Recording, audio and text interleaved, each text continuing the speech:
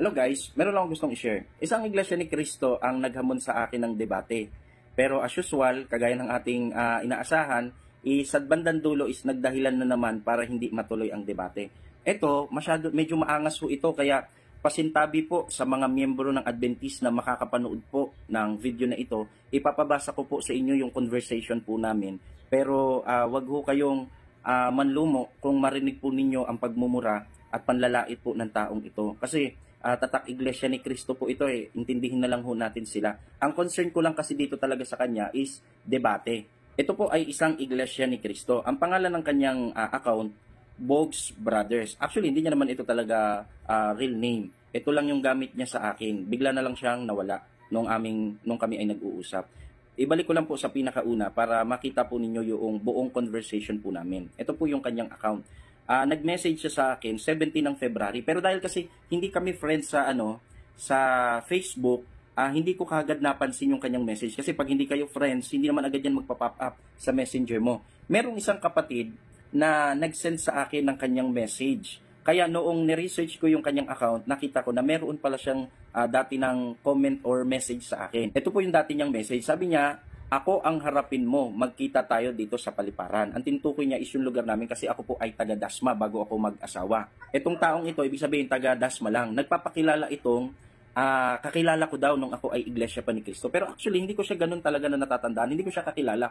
Pwede sigurong kaibigan ito ng mga kaibigan kong iglesia ni Cristo. Pero siya, hindi ko talaga siya kilala. Pero dahil taga Paliparan siya, posibleng kilala niya nga ako. Pero ako, hindi ko talaga kilala ang taong ito. Gusto niya, harapin daw ako sa Paliparan. Yan.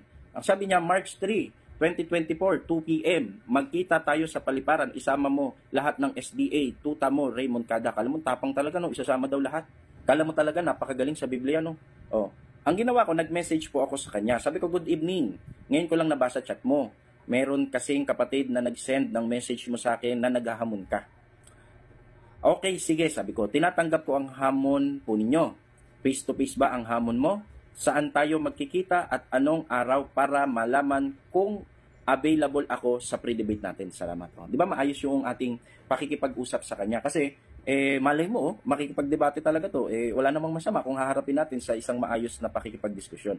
Then, sinend ko yung message na isinend sa akin ng isang kapatid. Sinend ko po sa kanya. Ayan. Kaya, kinontak ko po siya kasi naghahamon daw ito ng debate. Ito yung reply niya. Lugaw ka. Kunwari ka pa ngayon mo lang nabasa chat ko, tapos yun, meron ng pagmumura. Isipin mo yan, nag-uumpisa, galit na galit si RMG Aguila, minumura daw ng mga Adventist yung kanilang ministro. Pero fake news po yun, hindi ito totoo. Pero ito talaga, hindi ito fake news. Nagmumura, isang iglesia ni Cristo. Kung makapagmura, kala mo hindi nakatanggap ng aral. Siguro tulog to lagi sa pagsamba. Bakit bastos ugali? Hindi maganda ang kanyang ugali. Sabi ko, bakit ka nagmumura? Makipag-usap ka ng maayos. Kailan tayo magharap para malaman ko kung available ako? Face to face ba? Gusto mo? Sa Dasma? Okay, sige. Kasi, i-arrange natin anong date ba ang available mo. Tingnan ko kung available din ako para magharap tayo. Yung reply niya, sabi niya, hindi mo nabasag ang hamon ko sa iyo. Tingnan mo, umiiwas na. Hindi ko daw nabasag ang hamon. Hindi pa nga tayo naghaharap eh. Sabi ko, kaya nga ako nakikipag-chat sa iyo para i-ayos ang pagharap natin. Tapos, ibinabalik niya yung dati niyang message. Sabi niya, February 20 pa ako naghamon sa iyo, March 3, naka-schedule. Sino nag-schedule niyan? Etong mga INC, ang hilig maghamon, tapos yung demand nasa kanila. Tapos kapag isinaayos natin, palalabasin nila na ang dami nating demand. Isipin mo, may schedule daw kami. Ngayon ko lang nabasa yung message nito. Pero ito, nakikita natin na ginagamit niya na, alam natin na gagamitin niya itong dahilan para hindi na matuloy. Kumbaga palalabasin niya, dati pa ako naghamon na. May schedule tayo, March 3. Kailan tayo nagpre-debate? Bakit may schedule ka na ng March 3? Sabi niya, sa mismong bahay nyo, saka wag yung kung available ka o hindi, face to face. Gusto niyang harapin ako, mismong bahay namin. Ibig sabihin, kilala niya talaga ako at alam niya kung saan ako nakatira. Kaya ang lakas na loob. Gusto niya doon sa mismong bahay. Ang problema, ang dinidiin niya is yung March 3 pa. Anong magagawa natin? Hindi ko nga nabasa yung message mo noong nag-message ka. At saka, sinong nag-schedule sa atin ng March 3? Kailan nangyari yun? Isipin mo yan, wala pang maayos na pag-uusap, may schedule na daw kami.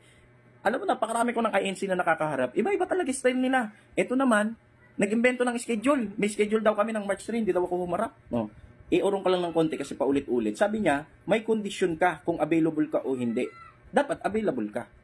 Kondisyon daw ito. Tinatanong ko lang, anong date ba gusto mo para tingnan natin kung anong available tayo pareho? Kondisyon ba yun? Minsan mahirap kausap tong mga INC. Hindi pala minsan. Madalas mahirap silang kausap. Naalala ko yung message ni Israel Ponce. Ganito din eh. Ang dami rin sinasabi. Oh. Kaya ngayon inaayos natin para matuloy. Ito ang sabi niya. Hindi ka nga nagko-comment sa mga post mo. Hindi pa ba yan kabastusan? Ikaw ang bastos. Isipin mo yan.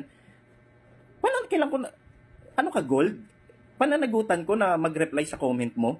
Hindi nga kita pinilit manood sa video ko eh. Tapos magiging bastos pa ako kung hindi ako mag-comment sa mga message mo sa akin. Baka naman yung paghahamon mo, dito galing, sa mga comment. Paano kung mababasa yun? Sandamukal kayong naninira sa comment section. Sipin mo yan, bastos daw ako dahil hindi ko nireplyan.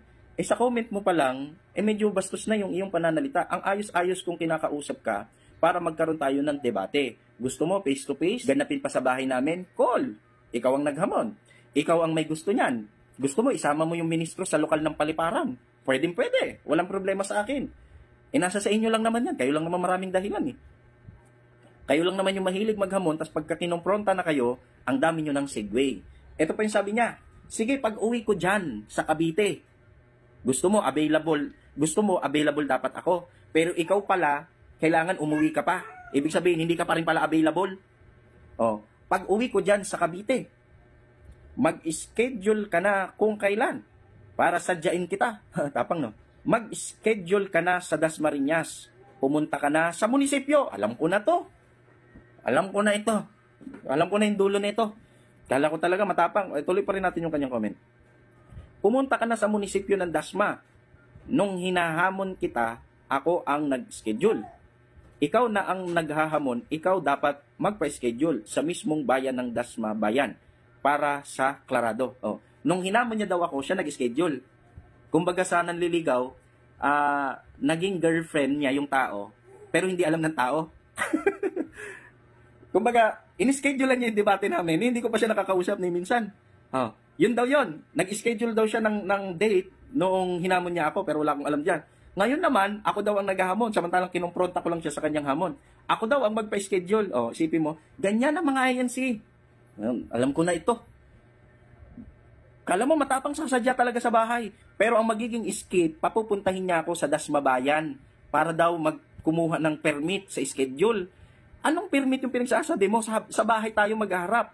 Hindi naman tayo mag-accommodate ng property ng Dasma Bayan. Like for example, cover court, or yung property nila, yung lugar nila, gagamitin. Hindi naman tayo gagamit ng lugar nila. Anong permit yun? Anong permit yung kukunin natin? Sa bahay tayo maghaharap. Alam ko na pakay mo. Oh. Kaya sabi ko, kailan kita hinamon? Saka may nalalaman ka pang dapat available ako, pero ikaw pala, kung kailan ka pa uuwi ng Cavite. Medyo magulo ka rin kausap. Kailan ang uwi mo? Marunong ka ba makipag-debate? Mag-pre-debate tayo. Pwede online para ma-set ang debate kung kailan at kung saan. Pwede ka ba mamayang gabi sa pre-debate? Oh, di ba?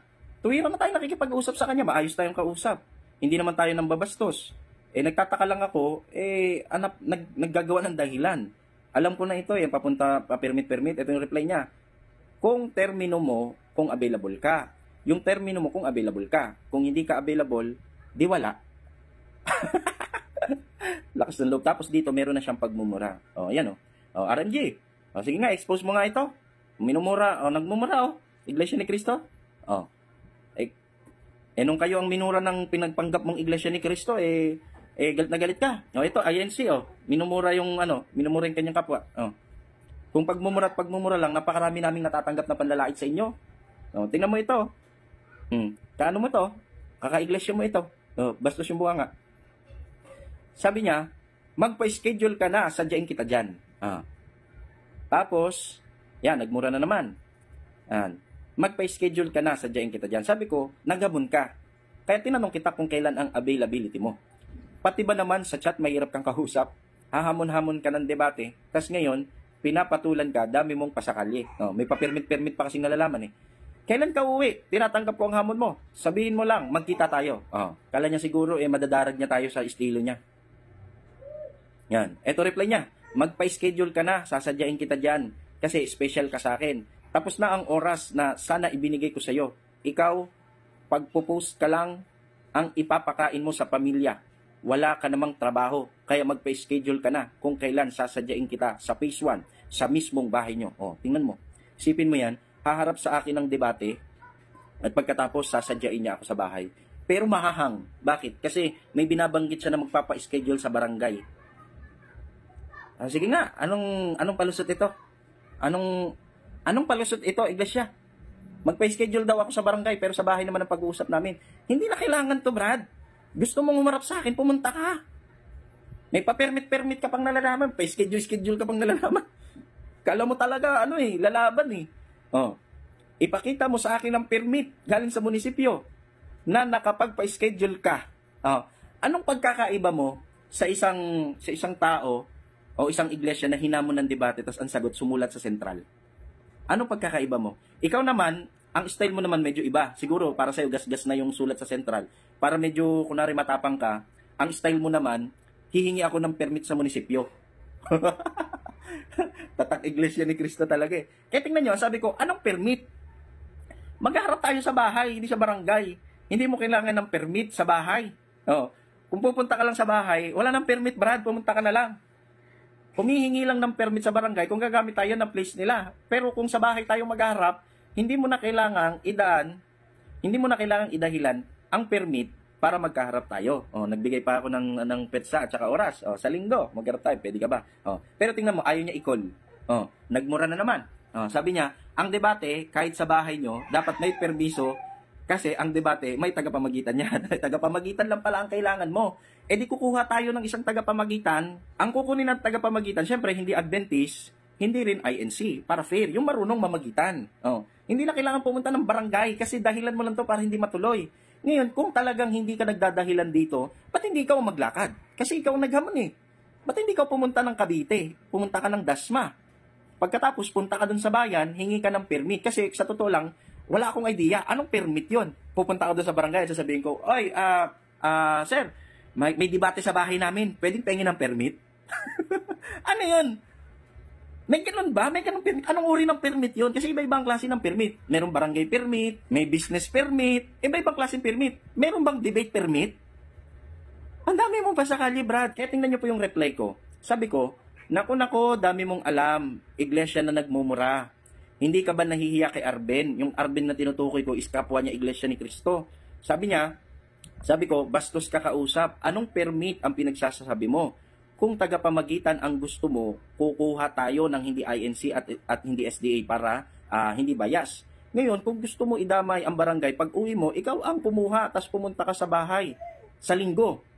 Ngayon, kung hindi mo kaya, kumuha ng permit na sinasabi mo, dumiretso ka na lang sa bahay at harapin kita. O, di ba? Inaalis natin actually yung dahilan niya dito kasi alam natin dahilan lang to. Maniwala ako sa iyo. Sige nga, may Iglesia ni Cristo bang maniniwala na talagang haharap ito? Kasi kung hindi ito dahilan, siya yung naghamon, edi asikasuhin niya yung permit. Kasi anong permit yun? Sa bahay namin gaganapin. Tapos pupunta ako ng barangay. Anong klaseng permit? Debate permit? Nag-iimbento ng permit? Daming alam. Sabi niya, hindi nga kayo magkasundo ni Rolly Ben. Ewan ko kung binubugbog ka niya. Kung magdebate kayo, kumuha ka na ng permit, sasadyain kita. Oh, tingin mo, nanira pa. Hindi ka ba nahiya sa taong yan? Alam mo yung taong yan, malaki respeto sa akin. Malaki respeto namin sa isa't isa. Yung pamilya namin, hindi kagaya ng pamilya ninyo. Kung ikaw, binubugbog mo yung anak at asawa mo, wag mo akong idamay. Oo, bakit? Kasi hindi gagawin ito ni Arben. Kahit INC siya, mataas ang respeto sa akin ng batang yon. Sa totoo lang. Kaya nga saludo ako sa batang yan eh. Bakit? Kasi kahit na INC yan, kasi kahit na kasamahan nyo yan, ni minsan, hindi ko nakita yung vision ninyo sa kanya. Hindi yan nagmumura. Hindi yan kagaya mo. Ikaw basura yung bibig mo eh. Ikaw basura yung lumalabas sa bibig mo. Etong taong ito, hindi ito nagmumura. Ni minsan, hindi ko nakita nagmura ito. Hindi rin ito nanloloko ng babae. Wala rin itong bisyo. Hindi ito naninigarilyo. Ewan ko lang kung ma-impluwensyahan nyo na pagdating ng panahon. Pero sa totoo, ang layo ng ugali at karakter ninyo dito sa isang taong ito dahil ito, mataas ang respeto sa akin.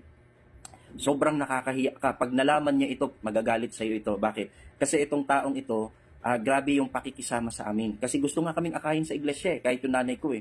Pero dahil dito sa ginawa mo, baka mas lalong mahirapan yung kapatid ko. Bakit? Sinong gustong magbalik loob sa isang iglesia at maging kapatiran ang kagaya mong bastos? Sinong gustong bumalik sa iglesia ni Cristo para tawagin lang kapatid ang kagaya mong basura yung lumalabas sa bibig? Di ba? Kaya mas lalong isinusuka namin, lalo yung nanay ko. Pag napanood ng nanay ko to, alam mo si Arvin inaakay ang nanay ko sa iglesia. Pero dahil sa kabastusan mo, imposible. Ang nanay ko, hindi papayag maging kapatiran ka.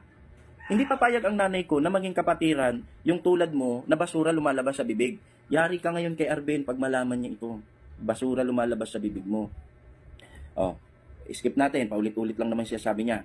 Sabi niya, pagdating sa permit, nagmamaang-maangan pa daw ako. Oh, sabi ko sa kanya, naghahamon ka ng debate, tas nagtatago ka sa permit.